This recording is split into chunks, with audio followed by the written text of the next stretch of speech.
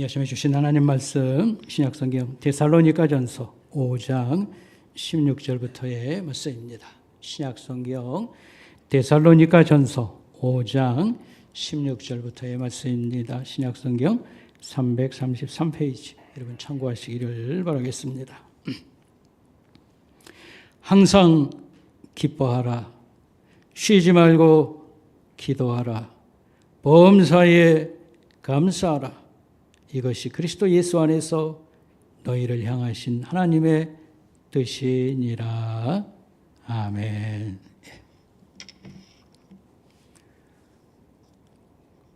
항상 기뻐하라. 쉬지 말고 기도하라. 범사에 감사하라. 제가 제일 좋아하는 성경 말씀입니다. 그래서 제가 목회할 때에 성도들 가정에 이 액자를 선물할, 성구를 선물할 때가 있으면 항상 저는 이것을 선택했습니다. 근데 다른 거 사다 준 사람이 있으면 그건 거기 서점에 없어서 그래요. 그래서 항상 제가 이 성경 구절을 사다 선물했고 우리 집에도 역시 이 말씀이 있습니다. 듣기에 아주 좋은 말씀입니다. 항상 기뻐하라. 근데 실제적으로 이와 같이 사는 사람들이 얼마나 있을까는 좀 생각해 봐야 될 문제라고 생각합니다. 이 말씀은 희망사항이냐? 우리 복음성가에 이런 노래 있죠? 낮엔 해처럼 밤엔 달처럼 그렇게 살 수 없을까? 이런 희망사항을 얘기하는 것일까? 아니면 명령의 말씀일까? 안 되면 되게 하라. 군대에서 늘 쓰는 말입니다. 이런 명령의 말씀일까? 아니면 다른 것을 의미하는 것일까? 라고 하는 것입니다. 바울 사도는 데살로니가 교회에 사실은 편지를 보낼 때마다 각 교회는 문제들이 많이 있어요.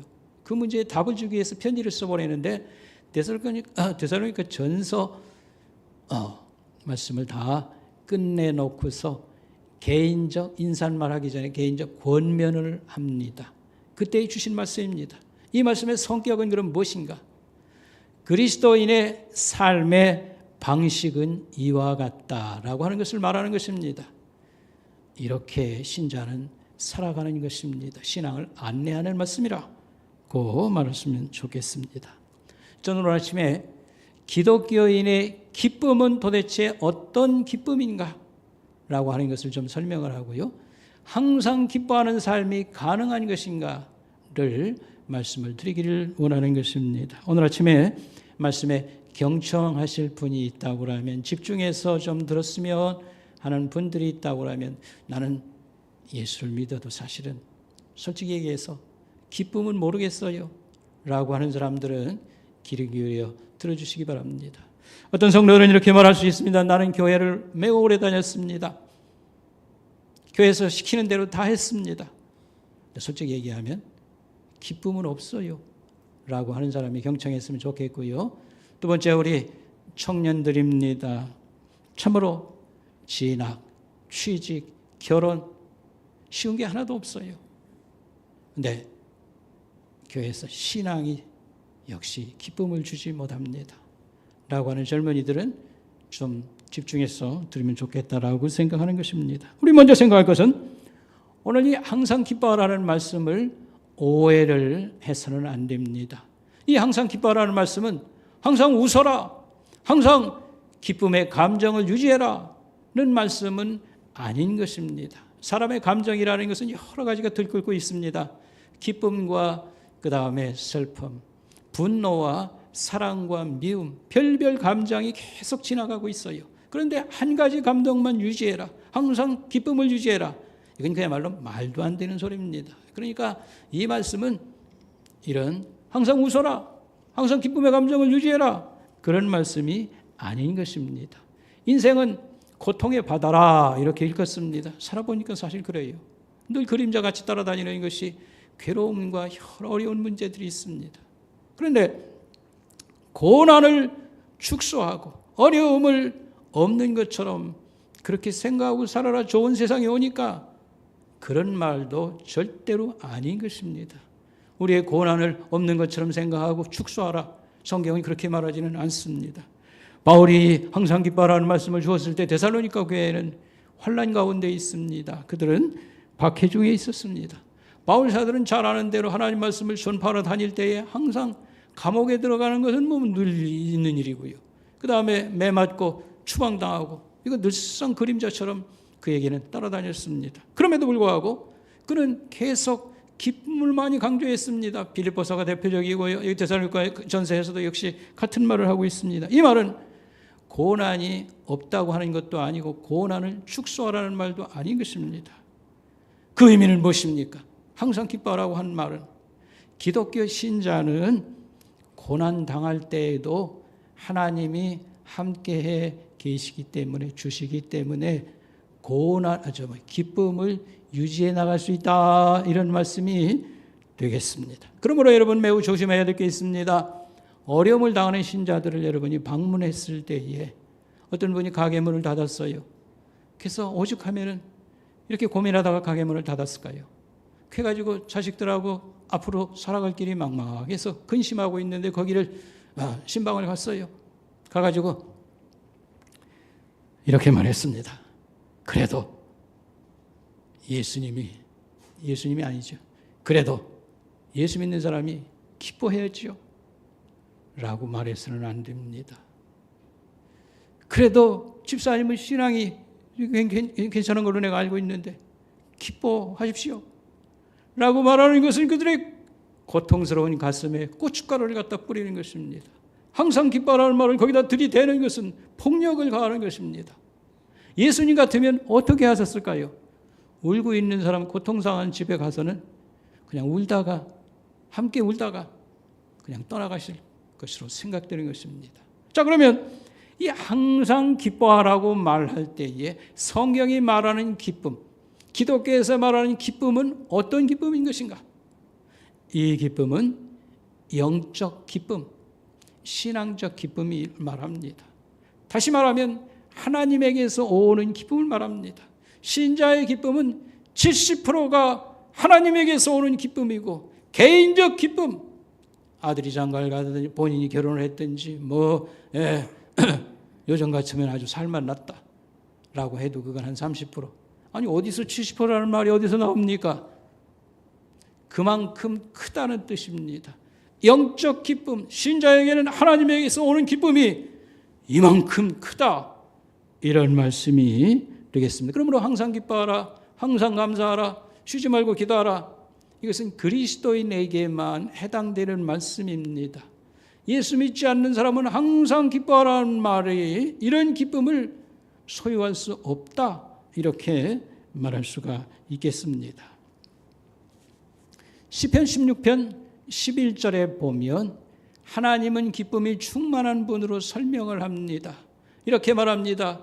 주의 앞에는 기쁨이 충만하고 주의 오른편에는 영원한 기쁨, 즐거움이 있습니다.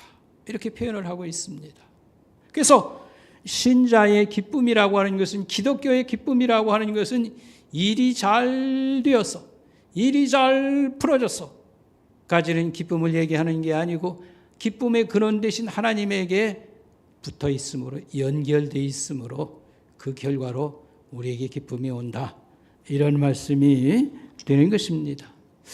그럼 성경 안에서 항상 기뻐하라, 항상 감사하라, 쉬지 말고 기도하라고 말했는데 여기에 해당되는 사람, 이런 걸 가지고 산 사람을 꼽으라고 하면 누구를 말할 수 있을까? 물론 몇 사람을 얘기할 수 있겠는데 저는 두 사람을 얘기하겠습니다. 사무엘의 어머니였던 한나와 예수님의 모친이었던 마리아를 얘기하도록 하겠습니다. 이 두 사람의 공통점은 뭐냐면 근심과 염려를 하나님께 딱 맡겼다든지 인생을 딱 맡긴 게 이들의 공통점이라고 말할 수 있겠습니다. 사무엘 한나의 얘기는 사무엘상 1장에 나오고 있습니다. 이 한나는 자식을 못 낳아서 많은 구박을 당한 사람입니다. 얼마나 슬펐겠습니까? 그래서 한 번은 성전에 갔을 때에 하나님께 나가 기도하는데 제사장이 관찰하다가 술 취한 사람으로 오해할 정도로 그 슬픈 마음을 다 쏟아내고 처절할 정도로 기도했습니다. 그의 기도의 마지막은 이것입니다. 제사장님, 저를 위해서 기도해 주시기 바랍니다. 그리고 그는 일어나서 이렇게 성경은 기록하고 있습니다. 가서 먹고, 그러니까 금식 기도를 하지 않았나 싶어요. 가서는 먹고 다시 얼굴에 근심의 색깔 다시는 없다. 이렇게 성경은 말하고 있습니다. 하나님이 그의 기도를 받으셔서 자식을 주었습니다. 그래서 아이를 낳았습니다. 그런데 기도할 때 하나님께 이렇게 얘기했어요. 약속의 기도를 했어요. 아들 주시면, 자식 주시면 하나님께 바치겠습니다. 하나님 인물을 만들겠습니다. 그래서 이 아이가 젖될 때에, 이스라엘에서는 좀 늦게 젖을 때지 않나 싶어요. 아마 4-5살 때쯤 해가지고 이 아이를 성전으로 데려가서 맡깁니다. 그래서 이 아이가 잘 자라서 이스라엘의 훌륭한 지도자가 되었는데 사무엘입니다.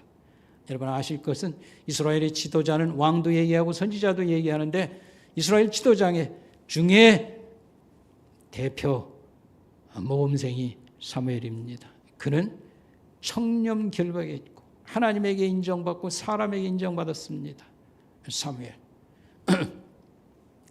그래서 그 사무엘 2장에 보면 한나의 기도가 나옵니다. 그 내용은 쫙 읽어보면 알지만 처음에 나온 건 뭐냐면 그 하나님을 향해서 끌어오르는 기쁨을 먼저 얘기하고 그 다음에 쭉 기도가 이어지는 내용인즉 폭발하는 감사를 거기에 기록하고 있습니다. 예수님의 어머니였던 마리아의 얘기는 누가복음 1장에서 얘기하면요. 거기는 이렇게 말했습니다. 천사가 그에게 나타났습니다. 하나님이 너를 부르신다. 쓴다고 하신다. 하나님이 너를 선택했다. 할 때에 마리아가 아멘. 주의 여정이오니 쓰셔야죠. 그래서 자기가 하나님 뜻을 따르기로 합니다. 그리고서 이 마리아가 누가복음 1장에 보면 기도가 나와요. 찬양이 나와요. 그 내용은 이것입니다. 끌어오르는 감사를 먼저 하나님께 올리고 그 다음에 폭발하는 그런 긴 감사의 내용이 거기 나오는 것입니다. 그래서 항상 기뻐하고 감사한 사람, 기도의 사람 얘기할 때 이 두 사람이 다 해당되고 아마 그들의 남은 생에도 이와 같이 살지 않았는가 생각하는 것입니다. 어떤 사람이 항상 기뻐할 수 있는가? 라고 할 때 정확히 말하면 자기 인생을 하나님께 맡긴 사람입니다. 내 인생을 하나님께 맡긴다. 꼭 뭐 어려운 거 아닌데? 라고 말하지만 하나님께 인생을 잘 맡기질 않아요. 내 인생 내가 책임진다는 식으로 삽니다.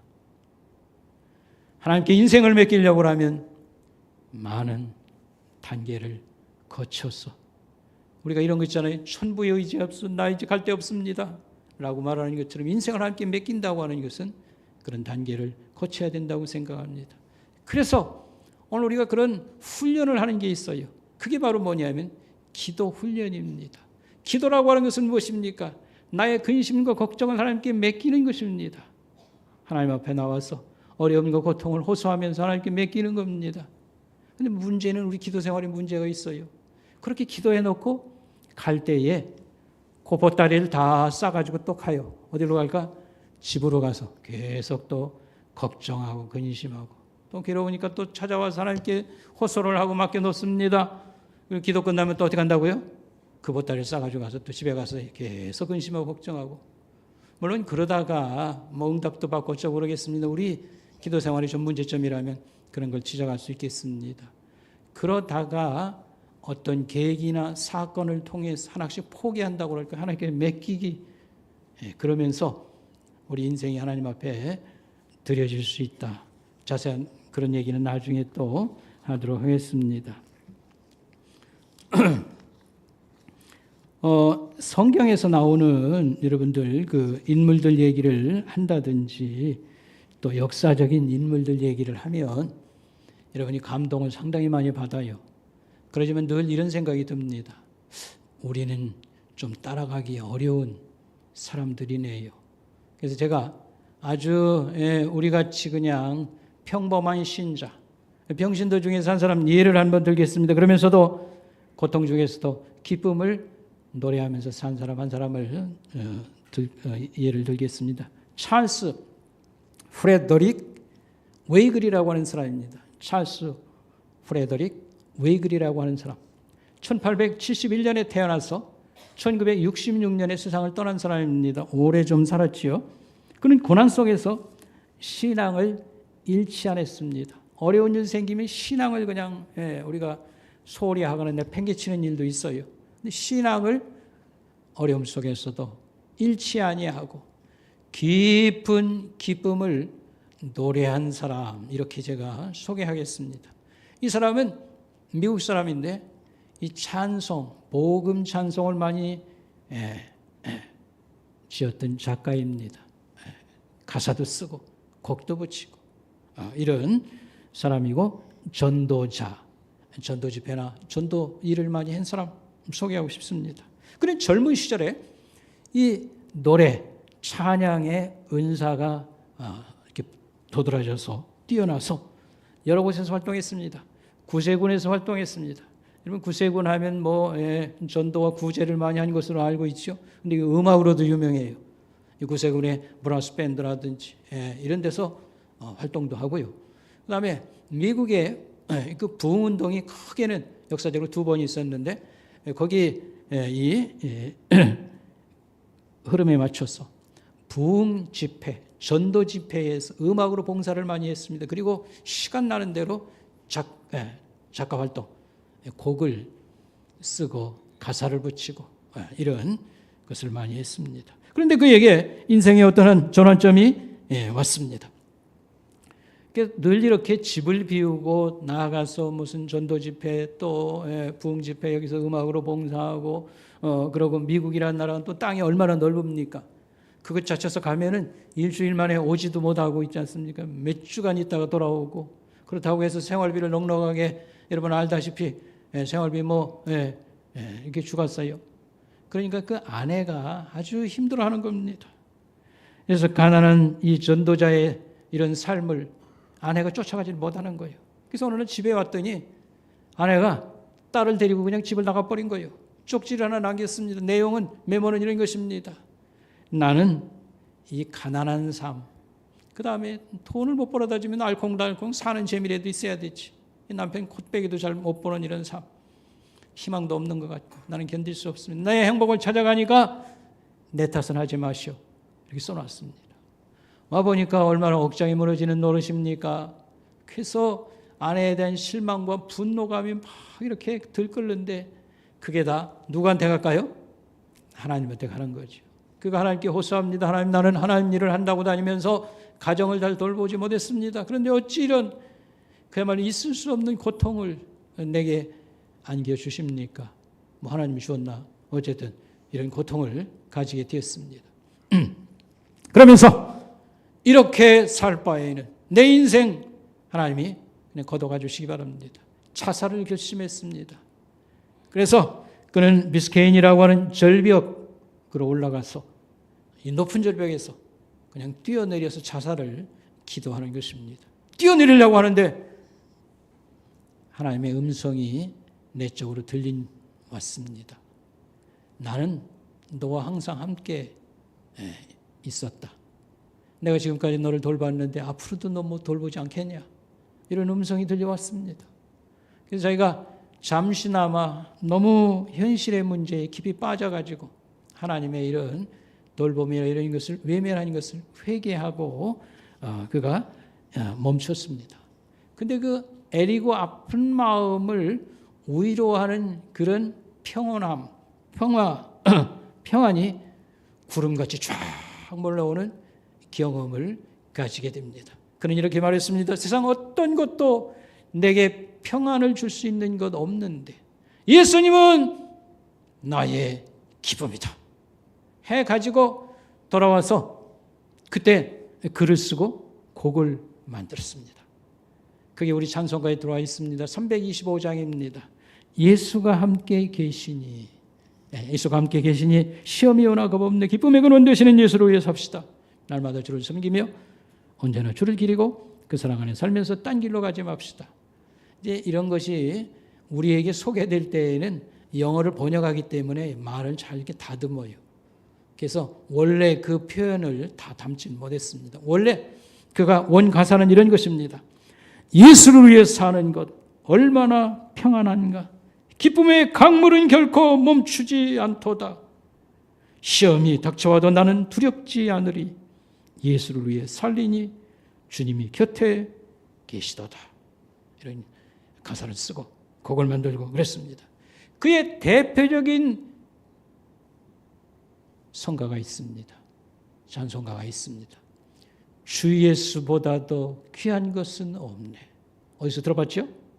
오늘 부른 거 맞죠? 우리 찬송가에 들어와 있는 것은 그 후에 사람이 손을 본 그런 내용인 것으로 압니다만, 이 원래 이 곡을 쓰고 가사를 붙인 사람은 이 프레드릭 웨이글이었습니다. 그는 예수님을 더 깊이 사랑하는 그런 것에 빠져서 복음성가를 자그마치 1000곡을 작사 작곡을 했습니다. 굉장히 많은 겁니다. 1000곡을. 세상에 기쁨을 이렇게 많이 사람들에게 나눠준 것입니다. 하나님 앞에 이것을 바치고 같이 찬양할 때 얼마나 사람들이 힘을 얻고 소망을 얻고 기쁨을 가졌겠습니까? 그는 대학에서 이제 한 15년 정도 테네시의 템플 대학에서 대학생들을 지도했습니다. 이 젊은이의 가슴 속에 또 기쁨을 찾아주고 기쁨을 심어주는 것으로 생각합니다. 나이가 들어서 그는 다시 재혼을 해서 가정도 잘 꾸렸고 1966년 12월 3일 날 95세의 나이로 하나님 앞에 갔습니다. 사람에게는 버려졌으나 주님이 그를 받아주시니까 고난 가운데 위로와 거기도 그래도 감사, 하나님에게로 오는 감사가 기쁨이 있다고 하는 것을 찬양으로 노래하고 상처받은 심령들 속에 위로와 기쁨을 찾아준 아름다운 삶을 이렇게 살다가 갔습니다. 올 한 해도 어떻게 우리 성도들이 기쁨을 가지고 살 수 있을까라고 할 때에 우리가 이렇게 몇 가지를 잘 귀담아 들으면 여러분들이 기쁨을 회복하고 유지할 수 있다고 생각합니다. 그게 뭐냐면 주님 안에서 기뻐하는 삶을 여러분이 살도록 하시기 바랍니다. 주님이라고 할 때에는 성삼위 하나님, 그러니까 예수님, 성령님, 성부 하나님, 성삼위 하나님 안에서의 기쁨을 우리가 기뻐하는 것, 기뻐할 때 가능하다라고 말할 수 있습니다. 자, 구체적으로 잘 들어보세요. 우리가 하나님을 배우고 묵상하는 것입니다. 물론 하여튼 뭐 성경 공부를 한다든지 뭐 설교를 듣는다든지 배우는 것도 있고, 그 다음에 여기서 중요한 것은 성경을 읽으면서 주시는 하나님 말씀 어떤 귀절들을 가지고 그걸 묵상하는 것이 중요하다라고 강조를 하고 싶습니다. 여러분 시편 118편 1절에는 이렇게 말하고 있습니다. 118편 1절에서는 이렇게 말하고 있어요. 하나님은 선하시며 하나님은 선하시며 그의 인자하심이 영원하미로다. 하나님은 선하시며. 마가복음 10장에 보면 예수님이 이렇게 말했습니다. 하나님 한 분 외에는 선한 이가 없다. 100% 맞습니다. 사람은 서로가 괴로움을 주고 삽니다. 선하지 않습니다. 하나님만이 유일한 선하신 분입니다. 그분이 나를 사랑하실 때 어떤 식으로 사랑하는가? 그의 인자하심은, 인자라는 말은 영어로 말하면 러빙 카인드니 있습니다. 친절과 사랑을 우리에게 대해주시는 분입니다. 그의 사랑하심은 영원까지 계속된다. 얼마나 힘이 되고 위로가 되고 기쁨의 불을 붙입니까? 사람에게서는 우리가 힘을 못 받고 사람에게서는 기쁨을 얻지 못합니다.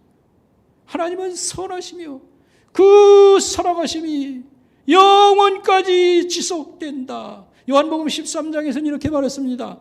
예수님은 자기의 사람들을 사랑하되 끝까지 사랑하셨다. 제자들 놓고 하시는 말씀이라고 생각됩니다. 오늘 우리를 사랑함에도 그와 같습니다. 하나님은 선하시고 그의 사랑하심은 영원까지 지속된다. 여러분 조그만 노트를 하나 사세요. 저 찬송가 크기. 제가 어제 그저께 가서 2권이나 사왔어요. 2,000원밖에 안 해요. 사서 한 줄을 잘 쓰고 잘 생각해 보세요. 하나님은 선하시며 그의 사랑하심, 나를 향한 사랑하심은 영원까지 계속된다. 이것같이 힘이 나고 이것같이 가슴에 불을 붙이는 기쁨이 어디 있습니까? 하나님은 영원까지 나를 사랑하신다. 그 다음에 하나님이 내게 주신 복을 묵상을 할 필요가 있습니다. 하나님이 내게 주신 복, 하나님은 내게 무슨 복을 주셨는가? 과거를 위해서 주신 복이 있고 오늘 현재의 삶을 위해서 주신 복이 있고 미래를 위해서 주신 복이 있습니다. 하나님은 과거를 위해서 주신 복은 무엇일까? 자기 인생을 돌아볼 때 과거라는 것은 무엇입니까? 한마디로 얘기하면 부끄러움밖에 없어요. 죄와 문제밖에 없어요. 하나님 문제를 삼으실 때에 참으로 심각한 겁니다. 그런데 용서하시기로 했어요. 믿는 자들에게 약속했어요. 내 죄를 용서했다. 이것은 엄청 큰 선물이고요. 죽을 때까지 이것은 묵상해야 될 것입니다. 잠언 28장 13절에 자기 죄를 자복하고 버리는 자는 불쌍히 여김을 받는다 그랬어요. 잠언 28장 13절에 자기 죄를 자백하고 버리는 자는 불쌍히 여김을 받는다, 용서함을 받는다라는 말씀입니다. 에베소 1장 7절에 그의 피로 말미암아 속량 죄사함을 받았느니라고 말했습니다. 요한일서 1장 7절에 똑같은 내용이 나옵니다. 그의 아들 예수의 피가 우리를 모든 죄에서 깨끗하게 하실 것이요 깨끗하게 해준다고 말을 했습니다. 그런데 잘 생각해 보시기 바랍니다. 여러분, 우리 죄 문제 용서함 받은 거 엄청 큰 선물. 왜 이게 크냐면요, 이 죄 문제가 해결이 안 되면 천당 못 가요. 천당 지옥 가는 것은 이거 가지고 판정나는 것입니다. 예수 믿으면 자동적으로 해결된다고 생각을 하는데 예수 믿으면 그래요. 하나님이 용서한다고 약속을 했으니까. 그러나 여러분 잘 귀를 기울이시기 바랍니다. 이 죄 용서함에 대해서 우리는 믿으면 감사하고 죄에 대해서 예민해야 됩니다. 이것이 다 지나간 문제가 아닙니다. 현재 진행이요. 구원도 마찬가지입니다. 이미 선물했으나 아직 다 끝난 거 아니에요. Already, not yet 영어로 말합니다. 이미, 그러나 아직은 끝난 건 아닙니다. 예수님이 이렇게 비유해 줬습니다. 우리를 목욕시켜 주었다. 그러나 너희는 날마다 손발을 닦아야 돼. 날마다 죄를 짓고 문제를 일으키기 때문에. 죽는 날 신자가 가까이 오면요, 기도할 건 하나밖에 없어요. 자기 죄를 회개하고. 아니 다 뭐 예수 믿으면 다 없어지는 걸로 알았는데 약속돼 있으나 다 끝난 건 아니에요. 그것은 죄 용서 안 해준다는 얘기가 아니고 우린 잘 몰라요. 그러니까 목욕을 시켜도 손발을 닦아야 된다는 말씀을 기억할 필요가 있습니다. 어쨌든지 과거를 생각할 때 예수님이 우리 죄를 용서해 준다고 했으니까 너무 감사한 것입니다. 현재를 위한 축복은 무엇입니까? 하나님이 우리의 영적 아버지가 되시겠다라고 말씀하신 것입니다. 이것은 어떤 의미가 있습니까? 우리를 안내하고 인도하시고 보호하는 의미가 있고, 플러스할 것은 우리 인생에는 무한한 가능성이라고 하는 것을 내포하고 있습니다. 그 다음 미래를 위한 축복은 무엇입니까? 천국의 삶을 선물받고, 또 달리 설명을 하면 구원이라고 하는 선물이 완성될 것입니다. 구원은 긍정적으로 설명하면 살게 해주시는 거요. 그리고 소위 말하는 대로 잘 살게 해주는 거. 그걸 꼭 돈으로만 계산하지 말고. 그 다음에 하나님과 함께 살게 해주시는 거. 이게 구원인데 가슴 떨리는 이 세상에 이런 말은 없습니다. 하나님하고 함께 사는 복을 우리에게 주신다. 이것을 우리는 알아야 됩니다. 신명기 33장 29절에 이렇게 말했습니다. 이스라엘이여, 너는 행복한 자로다. 행복한 사람이로다. 하나님의 구원을 너같이 받은 백성이 없다. 그는 너희의 보호하시는 방패요, 구원의 영광의 칼이로다. 이 말은 무슨 말이냐면요, 너같이 하나님 구원 받은 사람은 뭐 몇 없어. 하나님은 너를 보호하시고 승리케도 하시는 하나님이라, 이기게도 하시는 하나님이라, 영광의 칼이로다. 이 말씀을 써놓고 잘 묵상하면요, 이렇게 우리 가슴 속에 기쁨을 불씨를 붙여서 타오르게 할 수 있는 건 없어요, 이 세상에. 하나님이 그랬잖아요. 너 왜 그렇게 슬퍼하고 맨날 그렇게 힘들고, 뭐 다른 사람도 뭐 사는 게 쉬운 줄 아냐? 그러나 너는 행복하다는 걸 알아야 돼. 내 구원의 선물을 너같이 받은 사람 몇 없는 거야. 내가 너를 보호하고 여기저기서 너는 승리할 수 있는 사람이야. 기쁘지 않습니까? 노트에다가 여러분, 뭐 제가 지금 소개하려는 게 7귀절이 7귀절, 성경 귀절.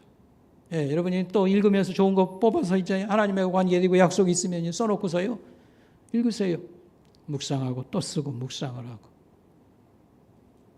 그러지 않으면 앉아가지고 뭡니까? TV 안 보면 뭐 앉아서 그냥 잡념에 시달리는 걸 설거지하며 잡념하고, 차 타고 왔다 갔다 하면서 시달리는 게 뭐냐면, 이놈 새끼 그 누구 뭐 욕이나 했었고 있지 않습니까? 나라가 뭐 어쩌고 있지 않습니까? 아주 그냥 사는 게 힘들 수밖에 없죠. 하나님 말씀을 가지고 우리가 맨날 할 수 없지만 써놓고 묵상을 하고 또 생각하고, 이것이 바로 하나님을 기쁘게 사는 방법입니다. 두 번째로는요, 성경의 기쁨은 사람에게서 오는 기쁨입니다. 하나님에게서 오는 기쁨이 70%라고 하면 사람에게서 오는 기쁨은 30% 정도입니다. 그게 돈을 많이 벌었든 자식이 출세해서 그렇든 뭐 잘 먹어서 그렇든 어디 놀러 가서 기쁘든지 다 더해봐야 30%밖에 안 돼요. 아니, 어디서 그냥 70%가 어디서 30%가 나왔습니까?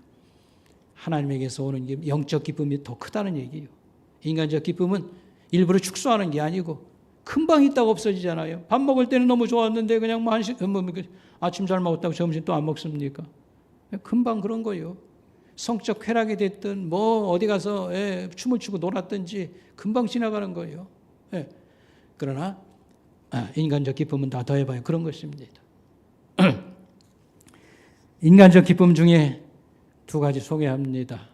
첫째는 뭐냐면 사랑할 때 기쁩니다. 뭐 설명이 안 해도 우리가 누구를 사랑하고 할 때 그게 오래 가고 그 기쁨이 참 어떤 것보다도 대단하다. 그런 것을 여러분 어느 정도는 이해할 수 있을 겁니다. 우리가 사랑할 때 기쁩니다. 이기화 장로님이라고 하는 분은 우리 선목교에 다니셨던 분이고, 그때 이제 안수 집사까지 계시다가 이제 자기 고향 근처 충청도 음성으로 이사를 갔지요. 저 개인적으로는 지금 가만히 생각해 보니까 우리 선목교에 간 지가 한 20년 됐어요. 떠난 지가. 그래도 20년 동안 늘 연락하고 가까운 관계를 유지하고 그렇게 했습니다. 김장을 10년 동안 텃밭에 김치 이렇게 다 해서요, 늘 10년 동안 이렇게 보내주고, 제가 가서 가져왔죠. 뭐 그렇게 하고 늘 그렇게 했습니다. 근데 이번에 2달 전에 교통사고가 아니라 뇌출혈이 왔어요. 뇌출혈. 차를 몰고 가다가 뇌출혈이 온 겁니다. 가다가 앞이 그냥 새카만해지더래요. 그래가지고 차 2대를 들이받았는데 대형 사고는 아니었고 하여튼 사고를 당한 겁니다. 근데 그때는 잘 몰랐는데 병원에 가서 주사라도 한 달 먹고 간다고 갔는데 알고 보니까 뇌출혈이 생긴 겁니다. 그래서 큰 병원으로, 저 청주에 있는 병원으로 후송을 가서 그래서 뇌수술을 2번이나 받고 그렇게 했습니다. 그래서 그 소식을 제가 듣고 이제 중환자실에 누워 있을 때 갔습니다. 뇌수술 받으면 얼굴이 일단 이것만 달덩이같이 부은 겁니다. 그러고 있는데 참 안타까워요. 그래서 제가 중환자실에 들어가서 짧은 기도를 하고 그 귀에다 대고 얘기를 했어요. 장로님, 너무 감사합니다. 당신은 참 좋은 분이었습니다. 이 각박한 세상에 내게 굉장한 힘을 주고 위로를 많이 주었습니다. 당신은 참 좋은 사람입니다. 하나님은 당신을 도와줄 겁니다. 돌아와서 매일같이 산에 올라가서 제가 기도를 합니다. 일단은 이 중환자실에서 하나님 일반 병실로 좀 올라가게 해주세요. 이 의식이 돌아오지를 잘 않으니까 이게 고령이라 그런 것 같아요. 근데 이제 좀 이렇게 일반 병실로 올라왔는데 아들이 가서 인천으로 후송을 해왔어요. 그래서 이제 한방병원에 있다고 해서 또 갔어요. 가서 이제 사람을 조금씩 알아본다고 하더라고요. 말은 못하지만. 우리 집사람하고 같이 갔는데 우리 집사람은 처음엔 잘 못 알아보더니 머리를 짧게 잘라서 그런지 잘 못 알아보는데 나는 알아보고 얼굴이 밝아졌다고 했습니다. 하여튼 이렇게 친절하고 가까이 사랑하는 사람들이 있을 때 우리는 기쁨을 얻습니다. 왜 개를 키우냐고 그랬더니 사람은요 배신도 잘하고요 못 믿을 인생입니다. 근데 개는 안 그렇거든요. 그러나 여러분 개 키우지 말라는 얘기는 아니지만 사람을 잘 돌보시기 바랍니다. 개는 죽으면 그걸로 끝이요. 사람은 죽으면 끝이 아니라 그 영혼이 살아있어가지고요. 영혼까지 미칩니다. 그래서 영혼을 돌보세요. 이 말은 뭐냐면 예수를 믿도록 도와주라는 뜻입니다. 그렇게 하면 언젠가는 감사를 표현하는 날이 좀 오겠지요. 영혼까지 기쁨은 지속된다. 그래서 저도 올해 고민이 영적 돌봄을 뭘 좀 할 수 있을까? 그런 것들을 숙제로 기도 제목으로 갖고 있습니다. 그 다음에 우리 사람에게서 오는 기쁨이라고 할 때에 자족할 때 기쁨이 있습니다. 자족이라는 말이 성경에 나오죠. 스스로 기뻐한다. 말은 자족, 스스로 만족한다라고 할 때 기쁨이 있습니다. 이 자족을 위해서도 여러분 이 말을 꼭 기억하시기 바랍니다. 이후에 좀 얘기하는 것은 노력이 없으면 기쁨도 없어요. 저절로 기쁨을 오지 않습니다. 노력이 없으면 뭣도 없다? 기쁨도 없습니다. 자족이라고 하는 것은 스스로가 비관하지 아니하고 자기를 잘 신앙적으로 풀어서 생각하는 것입니다. 여러분 우리의 환경과 처지는 늘 바뀝니다. 가만히 있질 않습니다. 그럴 때에 환경이 바뀔 때에 신앙적으로 이걸 풀이를 해서 신앙적으로 잘 해석을 해서 자신에게 적용하고 자신이 거기 적응을 하고 그 안에서도 감사하고 희망을 다시 싹 틔우고 이렇게 살아가야 됩니다. 예를 들면 나이가 먹으면요 건강, 그 다음에 재정 능력, 환경 다 축소해요. 쭈그러듭니다. 근데 젊을 때 생각하면은 답답하지요. 젊었을 때는 이러지는 않았는데 지금은 다 오그라들어가지고 외롭고 초라하고 그 다음에 처량하게까지 보입니다. 근데 그렇게 해석할 거 아닙니다. 신앙 안에서 해석해야 됩니다. 일단 크게 해석할 건 이겁니다. 남들 가는 길 나도 같이 가는 거야. 여러분 늙어서도 젊은이처럼 사는 사람도 있고 경제적이나 여러 면에서 빠지지 않는 사람이 있는가 하면 다 사람들은요 늙을 때 쫓아갈 수가 없어요. 늙으면 난 가는 길로 나도 간다 라고 생각하세요. 그러나 내 인생 마지막에 양팔을 벌리고 열렬히 환영하시는 분이 기다리고 계시도다. 누굴까요? 예수 그리스도.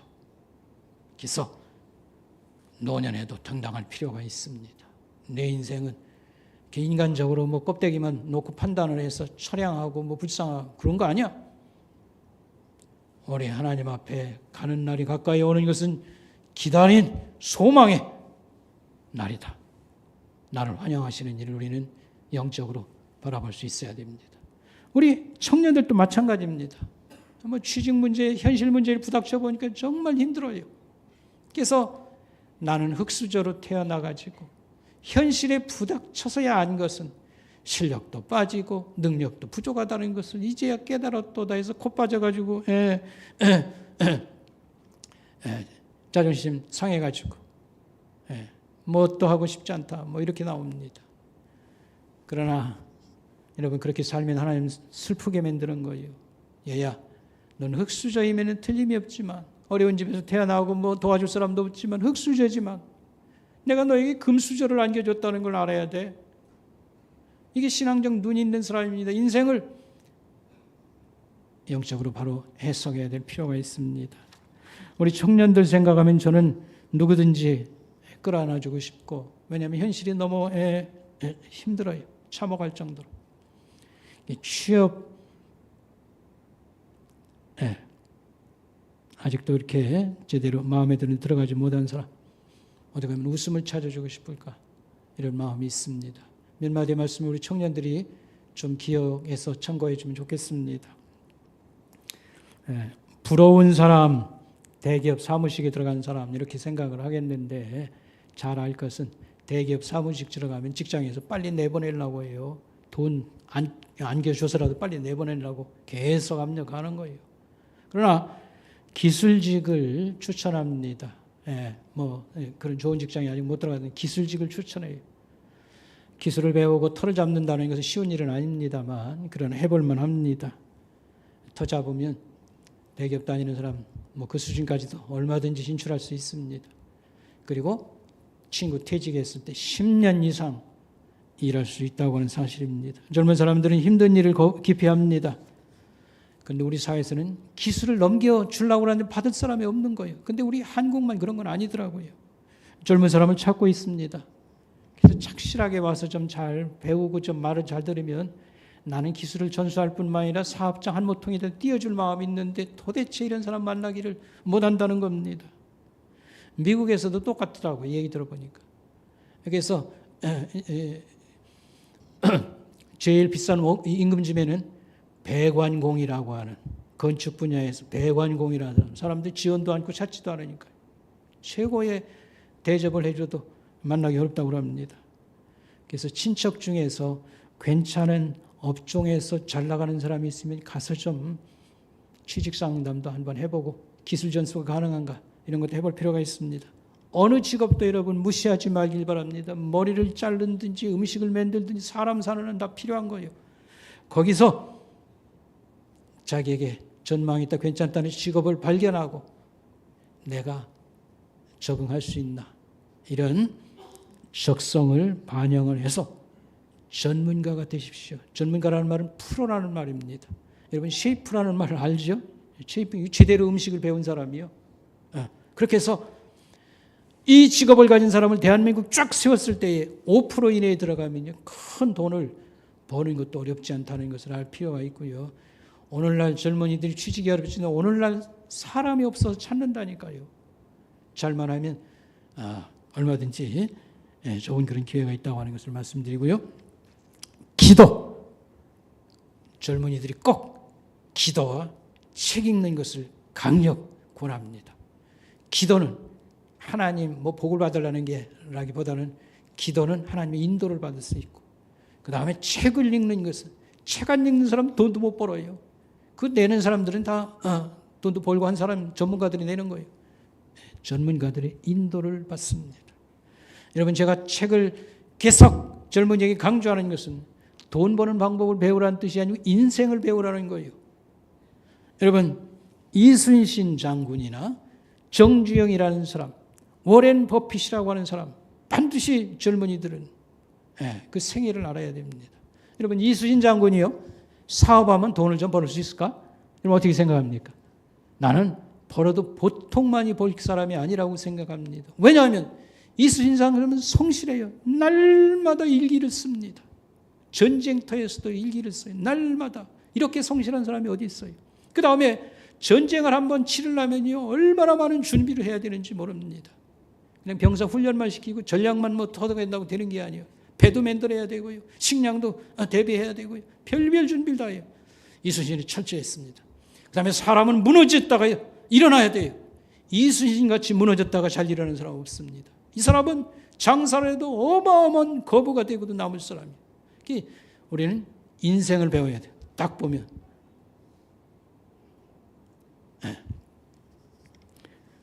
오늘 말씀을 정리하겠습니다. 성경이 말하는 기쁨은 영적 기쁨, 하나님에게서 오는 기쁨을 말합니다. 영적 기쁨을 여러분이 가질 수 있으라고 하면 하나님을 배우고 또 하나님 말씀을 묵상해야 됩니다. 성경 기절 많은 거 안 해도 돼요. 저는 7가지 기절 설명했습니다만 쓰고 묵상하고 쓰고 묵상하고 이렇게 1년 살면 여러분 도움될 겁니다. 또 성경이 말하는 인간에게서 오는 기쁨은 저는 2가지 강조했습니다. 사랑할 때 기쁘고 자족할 때 기쁘다는 사실. 다음에 노력이 없으면 뭣도 없다? 기쁨도 없다. 제절로 굴러오는 것. 예수 믿음이 제절로 뭐 굴러오는 걸로 여러분 생각하는 것은 잘못 생각하는 것입니다. 기도하겠습니다. 하나님 아버지, 은혜를 감사합니다. 어려운 세상이지만, 추운 겨울이지만 우리가 새해를 맞고 또 한 해를 살아가게 하시니 감사합니다. 하나님께서 주시는 그런 위로와 희망을 가지고 우리 성도들이 기쁨으로 올 한 해 잘 살아갈 수 있도록 보살펴 주시고 하나님 돌보아 주시며 믿음의 믿음을 더해 주시기만을 원합니다. 예수님의 이름으로 감사하며 기도 올리옵나이다. 아멘.